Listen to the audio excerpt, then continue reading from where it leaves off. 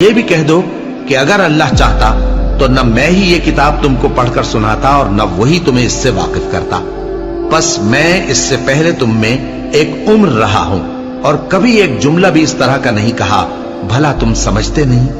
تو اس سے بڑھ کر ظالم کون ہوگا جو اللہ پر جھوٹ باندھے یا اس کی آیتوں کو جھٹلائے؟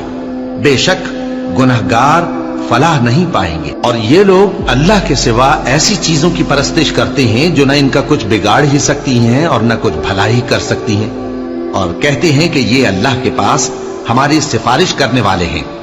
کہہ دو کیا تم اللہ کو ایسی چیز بتاتے ہو جس کا وجود اسے نہ آسمانوں میں معلوم ہوتا ہے اور نہ زمین میں؟ وہ پاک ہے اور اس کی شان ان کے شرک کرنے سے بہت بلند ہے۔ اور سب لوگ پہلے ایک ہی امت یعنی ایک ہی ملت پر تھے، پھر جدا جدا ہو گئے۔ اور اگر ایک بات جو تمہارے پروردگار کی طرف سے پہلے ہی طے نہ ہو چکی ہوتی تو جن باتوں میں وہ اختلاف کرتے ہیں ان میں فیصلہ کر دیا جاتا۔ اور کہتے ہیں کہ اس پر اس کے پروردگار کی طرف سے کوئی نشانی کیوں نازل نہیں ہوئی؟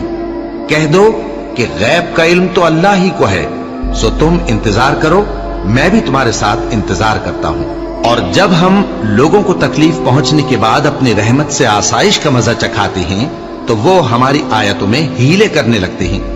کہہ دو کہ اللہ بہت جلد تدبیر کرنے والا ہے، اور جو ہیلے تم کرتے ہو ہمارے فرشتے ان کو لکھتے جاتے ہیں۔